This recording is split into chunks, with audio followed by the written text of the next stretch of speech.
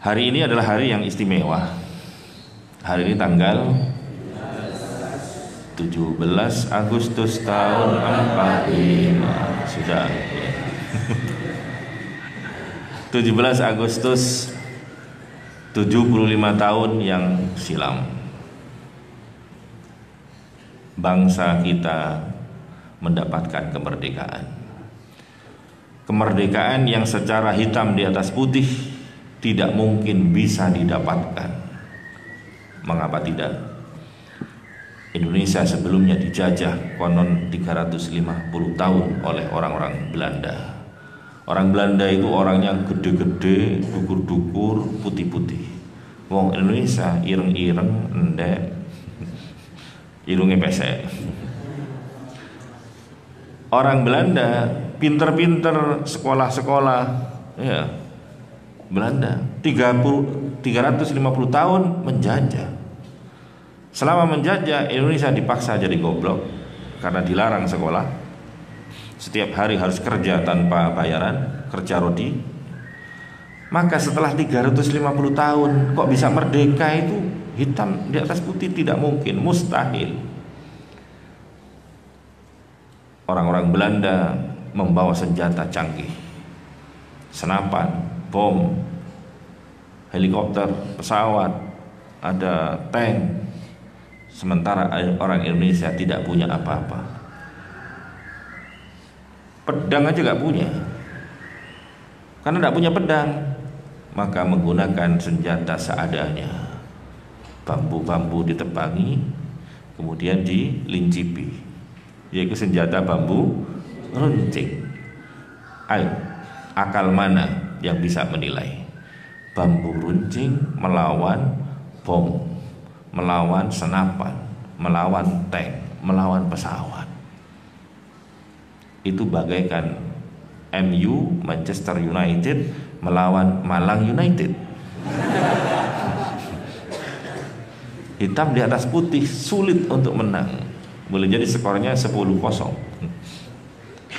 Tapi kalau sudah takdir dan Allah berkehendak lain, maka bangsa Indonesia ini kemudian mendapatkan kemerdekaannya. Maka pejuang-pejuang silam, pejuang-pejuang kemerdekaan itu mengerti betul bahwa kemerdekaan itu adalah atas kehendak Allah Subhanahu wa taala. Jadi bukan semata-mata perjuangan, bukan semata-mata peperangan, tapi kemerdekaan yang diperoleh bangsa Indonesia itu adalah anugerah, pemberian yang terbesar dari Allah Subhanahu wa taala, sehingga diabadikan di dalam pembukaan Undang-Undang Dasar 1945 disebutkan, atas berkat rahmat Allah yang Maha Kuasa serta didorongkan oleh keinginan luhur supaya bangsa Indonesia berkebangsaan yang bebas, maka dengan ini rakyat Indonesia menyatakan kemerdekaannya. Di situ diawali atas berkat rahmat Allah Subhanahu wa taala. Jadi orang-orang dulu paham betul ini adalah rahmat dari Allah Subhanahu wa taala, bukan semata-mata perjuangan dengan bambu runcing. Kalau dikatakan bambu runcing bisa mengalahkan tank, ya diguyu-guyu lah ya. Nggak mungkin kayak begitu itu. Lah karena para pejuang dulu paham betul dan sadar bahwa kemerdekaan itu adalah pemberian dari Allah, maka pilihan-pilihannya sesuai dengan petunjuk Allah Subhanahu wa taala. Contohnya adalah apa yang dilakukan oleh Bung Karno. Bung Karno itu ini diceritakan oleh Asfi Warman di dalam buku Bung Karno, Penyambung Lidah Rakyat. Diculik oleh pemuda-pemuda saat itu, kemudian diasingkan. Kenapa kok diculik? Karena Bung Karno mengulur-ngulur waktu, menurut mereka, tidak juga segera mengumumkan proklamasi kemerdekaan. Lah, menariknya, yang menculik itu namanya Soekarni. Jadi Pak Karno sama Pak Karni sama-sama orang Blitar gitu kan. Lah pemuda-pemuda yang memaksa Bung Karno, tanggal 16 Agustus saat itu 45, Bung Karno, ayo segera umumkan kemerdekaan. Apa katanya Bung Karno? Mau? Enggak. Loh kenapa? Besok aja katanya, tanggal 17. Kenapa kok nunggu tanggal 17? Bukankah lebih cepat lebih baik? Kak, pokoknya aku nunggu tanggal 17. Emang ada apa dengan angka 17? Maka Bung Karno dengan tegas mengatakan bahwa tanggal 17 ini adalah angka atau tanggal pilihan Allah Subhanahu wa taala. Al-Qur'an diturunkan tanggal 17, nuzul Quran tanggal 17. Kenapa kok tidak 16? Berarti 17 itu tanggal istimewa. Dan orang Islam diperintahkan untuk melakukan sholat 5 waktu, jumlah rakaatnya adalah 17. Maka 17 ini ada keberkahan di sana. Dan kemerdekaan adalah pemberian dari Allah. Maka kita mengharapkan keberkahan dari Allah Subhanahu wa taala dengan kemerdekaan ini. Apalagi besok itu katanya Bung Karno, itu hari Jumat. Jumat adalah Sayyidul Ayyam, hari yang terbaik. Kemudian legi lagi. Jadi 17 Agustus 1945 itu pas Jumat legi. Legi lagi, manis. Maka mudah-mudahan ini akan berbuah manis. Nah, begitu. Itu prinsipnya Bung Karno seperti itu. Dipaksa kayak apa? Enggak, pokoknya 17. Maka sebetulnya luar biasa Bung Karno itu. Saya yakin dengan ucapan-ucapan seperti ini, Bung Karno itu adalah santri. Karena tidak mungkin orang punya pendirian kayak begini kalau bukan santri. Gak bisa. Maka bangsa Indonesia yang 75 tahun ini telah mendapatkan kemerdekaan. Kira-kira tambah maju apa tambah mundur, apa jalan di tempat, apa gimana ini? Katanya orang-orang enakan zamannya Pak Harto. Karena di truk-truk di belakang ada tulisannya enakan zamanku toh. Akhirnya ada truk yang lain, itu ada gambarnya Pak Harto kan, enakan zamanku toh. Ada truk yang lain saingannya, gambarnya Bu siapa? Butin. Kok Butin ya? Tin Soeharto, istrinya. Tulisannya ojo percaya omongan bojoku.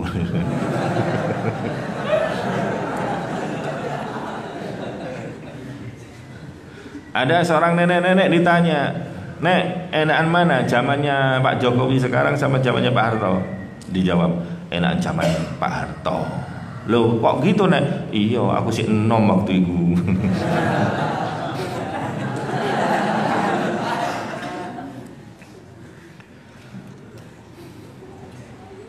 Bangsa Indonesia tidak kunjung membaik. Boleh jadi karena ada kekeliruan tatkala kita mensyukuri kemerdekaan. Di mana-mana diadakan upacara dan peringatan-peringatan yang lainnya terkait dengan 17 Agustus. Mestinya 17 Agustus kita kembali kepada konsep Bung Karno. 17 Agustus mengingatkan 17 rakaat. Tapi nyatanya setiap 17 Agustus justru orang-orang melupakan 17 rakaat. Bagaimana tidak diadakan karnaval? Karnaval itu macak sing wedok-wedok itu macak Kartini, macak macam-macam ya. Itu jauh habis subuh sudah datang ke salon dulu, ke salon kan, salon. Salon, medaan. Habis gitu kira-kira jam 7, jam 8 itu mulai kumpul di lapangan. Start keluar jam 10. Jam 12 duhur masih di jalan raya. Asar itu kalau yang startnya di awal itu sudah selesai, tapi yang tengah-tengah masih jalan. Habis asar baru selesai. Yang bagian terakhir habis mau maghrib. Sehingga maghrib masih di perjalanan. Nyampe di rumah Isya kecapean, kemudian tidur. Di mana zuhurnya, asarnya, maghribnya. Akhirnya gak genep 17 rakaat. Maka bagaimana bisa Allah memberikan tambahan kenikmatan, sementara cara mensyukur kita 17 Agustus justru melupakan 17 rakaat. Dan yang aneh itu orang NU, luar biasa orang NU itu. Aneh kenapa? NU itu lebih tua dari bangsa Indonesia. Betul. NU itu berdiri tahun 1926. Membuat logo NU, dan itu logonya itu ya logo kemerdekaan Indonesia 17 8 1945. Coba diperiksa logo Nahdlatul Ulama yang dulu, logonya sama, cuma bedanya logo dulu dengan sekarang itu cara menulis NU-nya. Karena kalau dulu itu pakai ejaan lama. Nah, dla toel owe lama gitu. Itu kalau kamu hitung hurufnya yang asli itu ada 17. Itu gitu. N A nah dla toel owe lama. Itu tulisannya begitu. Itu ada 17. Melambangkan tanggal 17. Kemudian di situ ada tali gede, talinya melingkari dunia, bola dunia.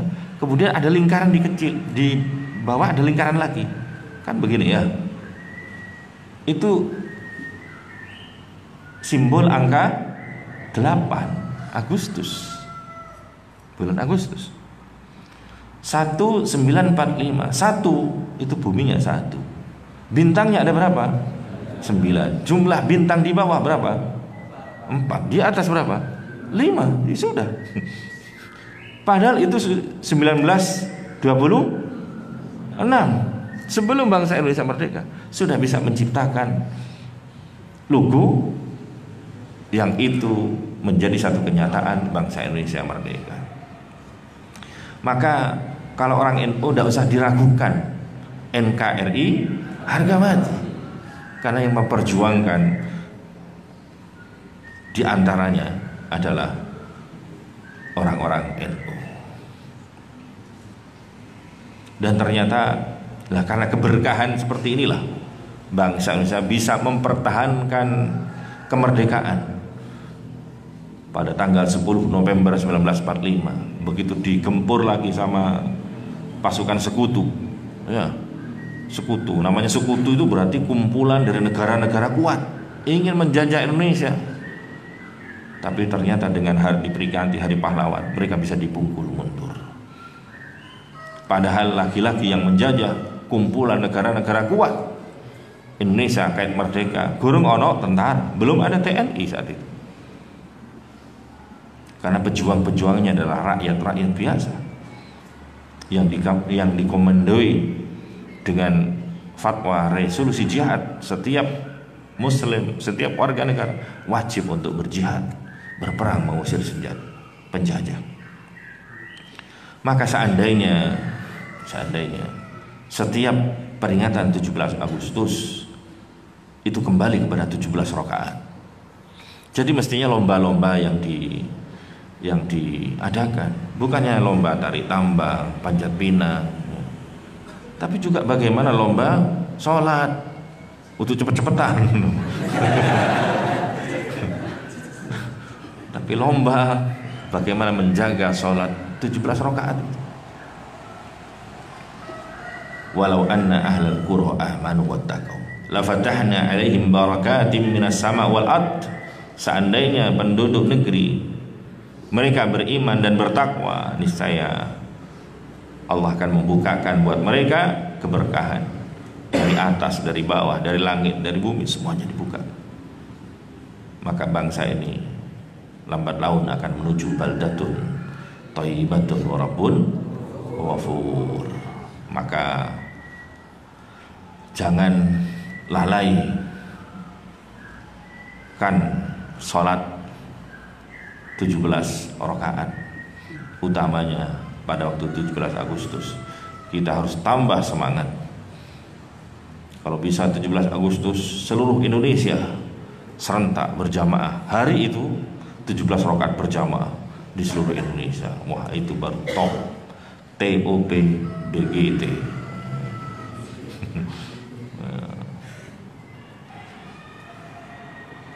Kan yang rame cuma Panjat Pinang.